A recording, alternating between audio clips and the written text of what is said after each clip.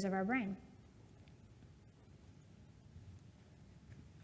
Who was the first? You were the first person to give me your commitment. Jet Setter Gym Kit, 40 pounds, which I should have thought about that in kilos.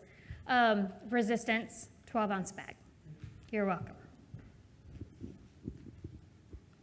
All right. Let's stand up again, just because we can't have glute amnesia.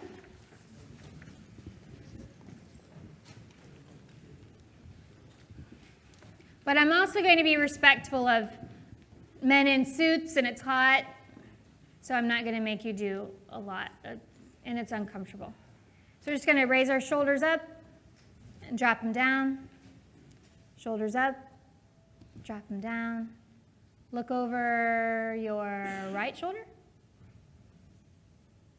and then your left shoulder, and your right shoulder, and your left. And one more time to the right. I don't know what that is. And to the left. And bring the shoulders up again.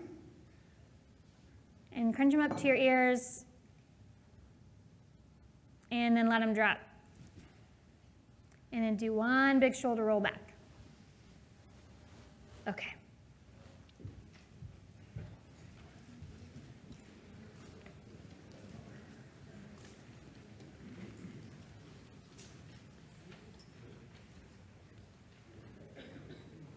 So I saved the best one for last.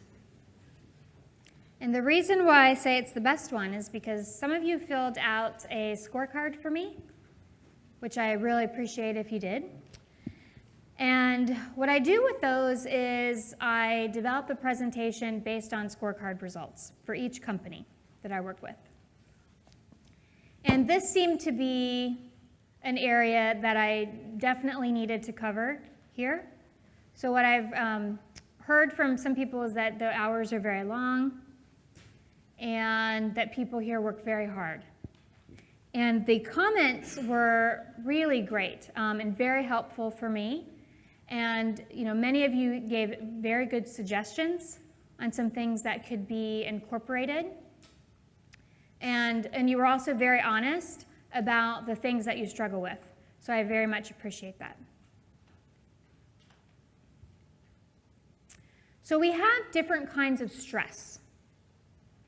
Eustress is good stress. Distress is bad stress. So just like coffee and families can be both things, energy givers, energy suckers, a wedding can be both eustress and distress, right? Because it's very stressful to plan, and sometimes even the day of the wedding, but it's also very happy. So eustress and distress, it can be both. But there are some things that are just eustress, it's your birthday and you're having a party and maybe it's just a very good time.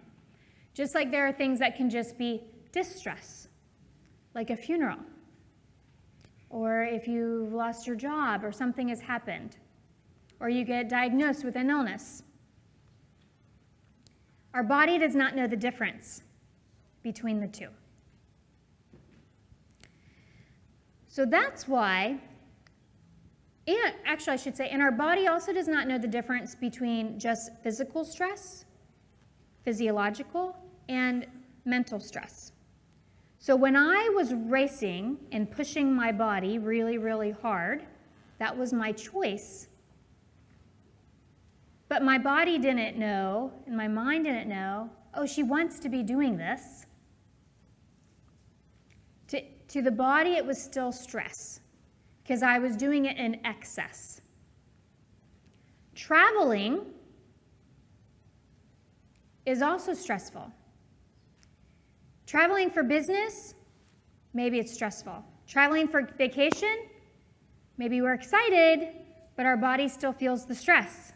It's still feeling the jet lag, and we're going to talk about jet lag in a minute, but it's still stress. So we get a promotion, and we are happy And that's eustress. But maybe we're also anxious about what's going to happen. Now I have more responsibilities, so now we also feel distress. Our body does not know the difference. It's just stress. We go through the same physiological changes within the body.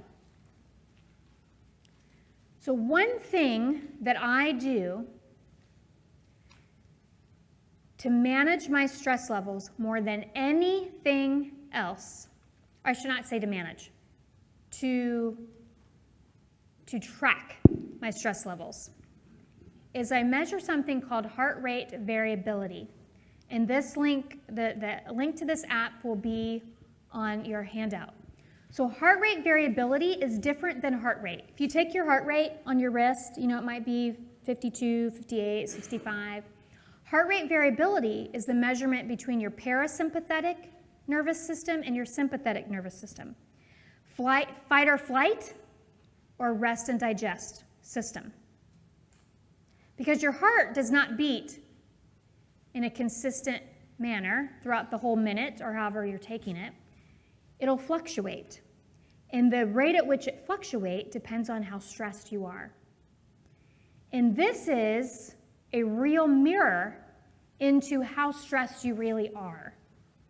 Because sometimes we may not feel like we're stressed because that stress has become our new normal. Because the stress level builds a little bit over time until that's our normal, and we don't even know what those changes have done. So this is just some screenshots of one of my days where it says my stress is low, but my HRV is high. So that also tells me how good my brain is working that day, because some days it'll say, your HRV is not good, take a rest day.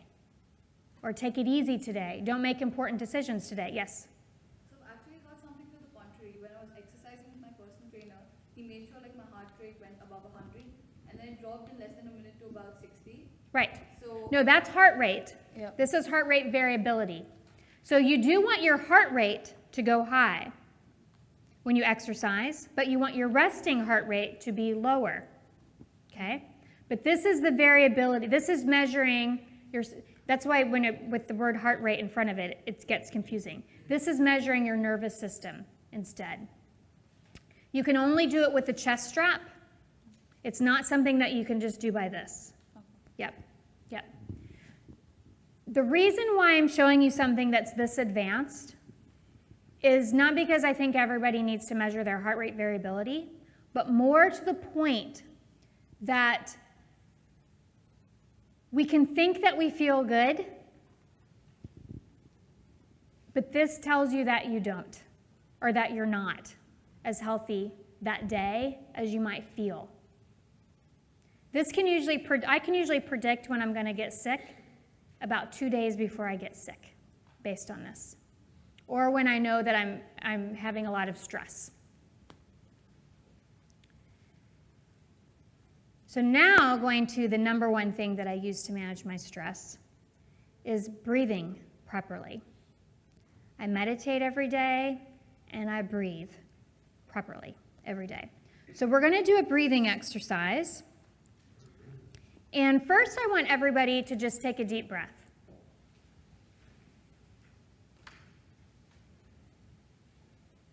Okay. So what I saw with many of you was this. And your shoulders shouldn't move because it really should be in your belly. So your belly should go out when you breathe, not your shoulders go up. When your shoulders go up and down, you're breathing in your chest instead of in your belly. So think about more breathing in your belly, and if you were to put your hands on your rib cage, that you fill your hands and your rib cage moves out towards your hands and then sinks back in.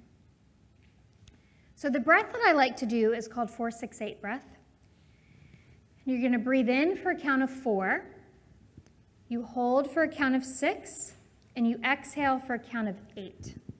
And we're going to do 4 cycles of it. And I'm going to count it off for you.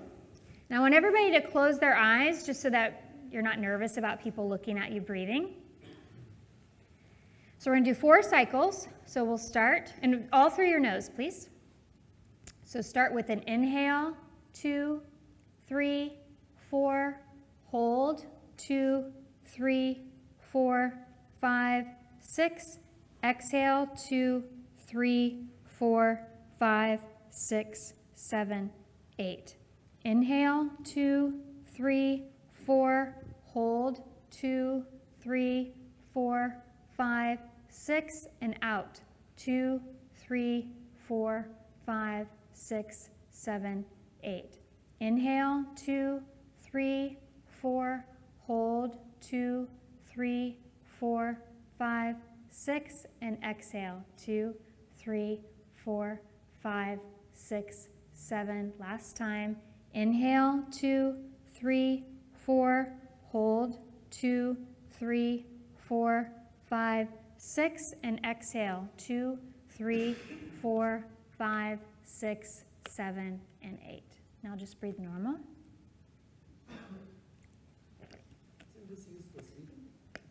You can use it for sleeping. Did you fall asleep? I am good. How many of you found that challenging? What was that? How many of you found that challenging? Okay. Was it the exhale? Yeah. You let out too fast, right? So sometimes what that tells us is that we're breathing shallow. And it's actually a technique, it's a skill that we can learn over time. And when you're in a stressful situation, it's important to think of the exhale as being longer than the inhale. When people are nervous or stressed, the habit is, or the go-to is for people to say, just take deep breaths, breathe in, breathe in, breathe in, breathe in. But really what you want to focus on is the exhale. Breathe out, breathe out, breathe out. Because it's the shallow, we're always going to breathe in. But when we're stressed, we tend to hold our breath or breathe really shallow. And we want to exhale because when we exhale is when we relax, right? When we breathe in is when our muscles are tense, but it's on the exhale that we relax. And I saw a few people yawn when we did this, not because they were going to sleep, but because they were probably needing to breathe deeper than they normally do. This is a great stress management technique. And it's also, I use this as a trigger. So every time I get in the car, I do this while I'm driving. As soon as I start my car, I do 4 cycles of 4, 6, 8 breath. Even if I get out, put gas in the car, get back in, 4 cycles. Get out, do whatever, run an errand, get back in, 4 cycles. For one thing, because I don't want to be stressed when I drive. I have a few clients that in their car, before they walk into their house at night, they do this, kind of to recenter and kind of leave the stress from their day. I have another one that does this with her kids. When she hears the door open, she knows it's going to be about a minute before they get upstairs to where she is, and she'll do them. As soon as she hears that door.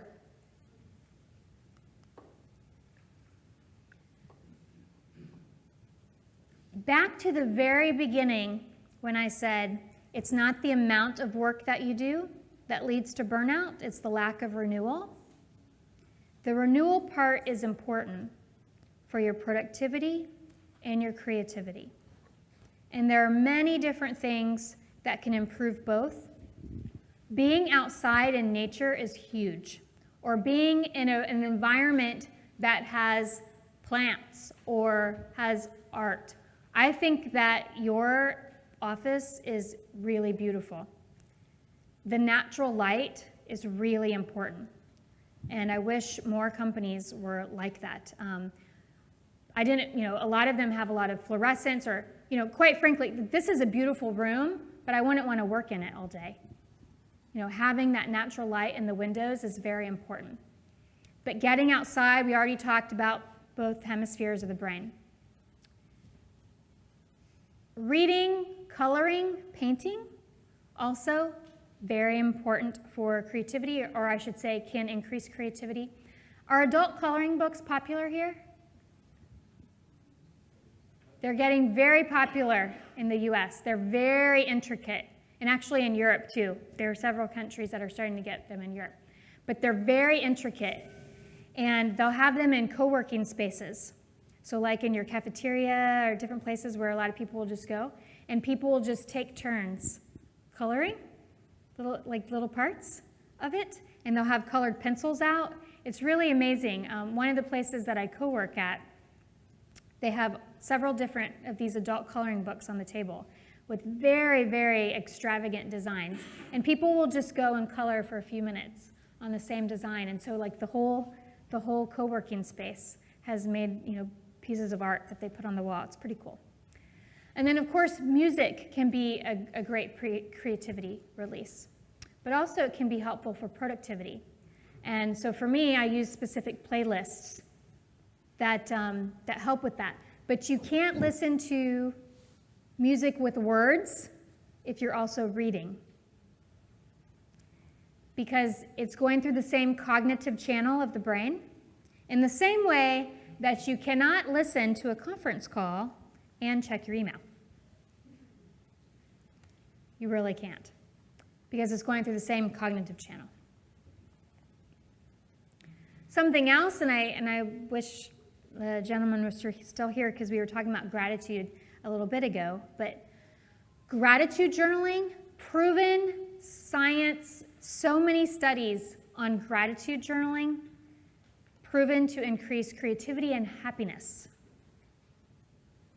So here's something interesting about the gratitude, though. They did a study on several groups, hundreds of people, and they were asked to write down 3 things that they were grateful for each day. Second group, write down 5 things you're grateful for each day. Last group, don't do anything. They were the control. The happiest group at the end of 6 weeks was the 3. Why do you think that is? 5 is too many for some people. To think about, which, you might think, well, surely people could think about 5 things they're grateful for every day. But I've been gratitude journaling for 3 years now. I don't think I've missed a day in 3 years. And sometimes 5 is hard to think about when you're trying to think of something different. And it doesn't have to be profound. It can be very simple. I am a good cook, I believe. So sometimes it's just that I made a delicious meal. My husband did the dishes. There wasn't traffic today. So yesterday, it was that I got to meet Hattie and Pradeep for the first time. You made my gratitude journal last night. So that was one of my gratitudes. I got here safe from the plane, and there was no delays. So it doesn't have to be profound. And that what they show is that just 3 gratitudes a day can increase happiness. And if 3 sounds like too many, just start with 1. But try to make it something different every day. And there's some great, actually, I have the app in a minute. So when it comes to transitioning from work to home and home to work, I think it's very important to have some kind of black and white. Now, I'm not saying that you're not going to work ever at home on your mobile or look at something on the weekend, but you need to have some space when you get home that is for personal and where you're maybe disconnected even for 30 minutes. In the same way that there needs to be kind of a work on in the morning. So good transitions to work is I am a professional development junkie. I love to read business books. I love to read behavior and habit change books. I love to just read and learn and take courses. So for some people, it might be reading a book, or reading a chapter, I'm sorry, or reading a passage from something, or an inspirational quote. Taking time to do maybe some cycles of 4, 6, 8 breath. So if you sit down at your desk, before you start up your computer, before you check your email, doing 4 cycles. Or maybe looking at your tasks for the day. I use a top 3 method, my top 3 tasks, I go through them, I think about my day, it's my transition, I kind of leave it behind.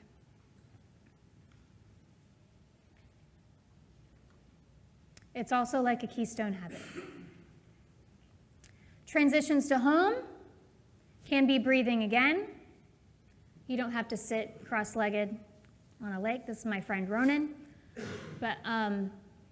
But he actually, this is where he lives, and this is the lake behind his house, and he is a yoga instructor as well, but he's also a web developer. He runs a company and does web design for e-commerce sites, and he'll go out, this is about 20 feet from his house, and sit for just about 5 minutes, that's it. Spending focused time with your kids.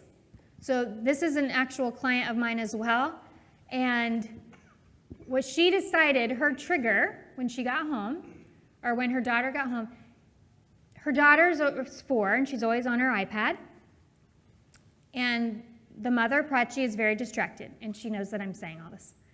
And she said, I am going to spend 5 focused minutes with no device with my child.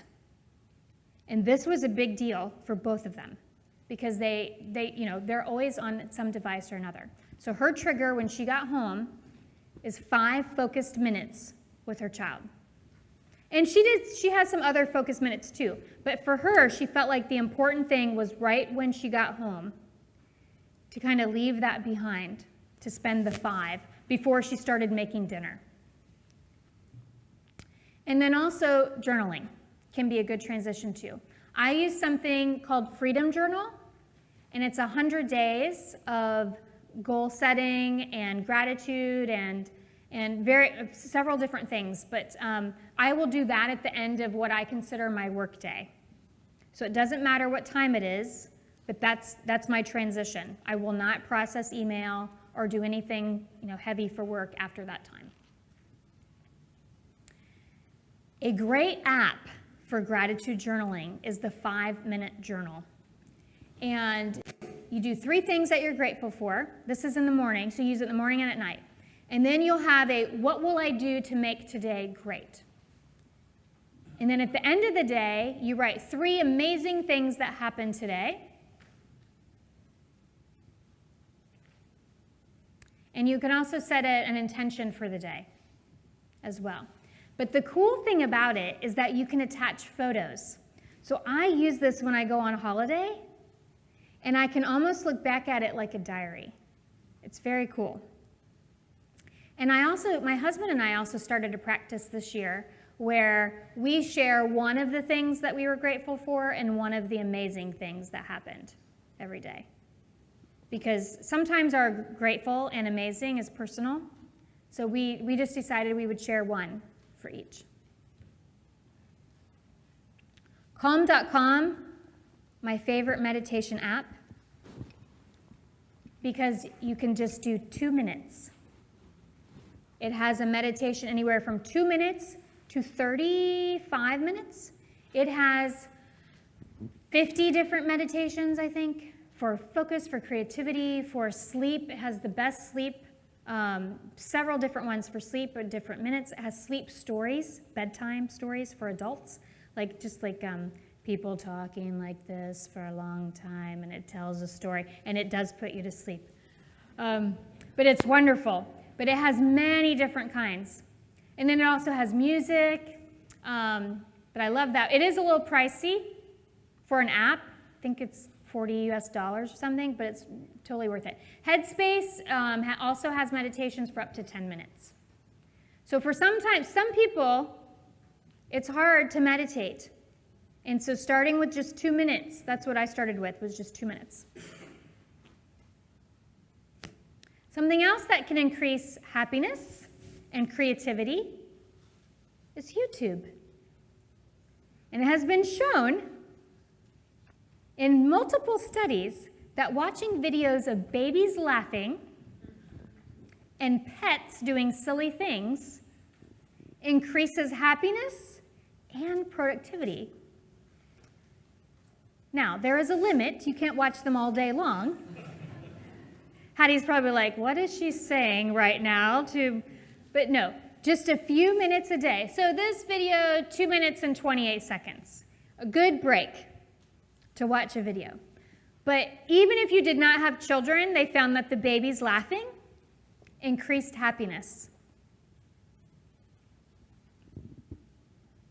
And actually, you can just type in babies laughing, and you'll get all of these videos. But now they have like compilations and the best of babies laughing. This was the best of cats, or best of kittens video. Okay. Of course, spending time with friends and family is very important. And when you work very long hours, and someone in the back said meetings, meetings, meetings, all day meetings, I schedule meetings. I schedule my friends just like I schedule meetings. They are on my calendar. And they're on my calendar before we leave each other. So I have a standing date with my friend Lisa, and 2 Fridays from now we're having dinner. We will schedule a date for a month later before we even leave. It is so important for you to also schedule time with your friends and family. This, we're holding vinegars. I just realized it looks like we're holding like wine and coffee. It's actually vinegar. But we have coffee walkie-talkie every month. And it's on the calendar, coffee walkie-talkie. We first meet for coffee, then we go for a walk, and then we have lunch. That's our talkie. But we do business planning every month. And then that's just family vacation. This is the obvious, massage, things like that to take care of yourself. But people use the term self-care. I like the term self-respect better. So for me, a lot of times if we're givers, if we're naturally givers, and especially this is for women, we tend to make sure that everybody else has, what they need first, and we eat the burnt toast, right? If there's a toast that's burnt, then we'll eat it. It's very important that we take time to also have self-respect.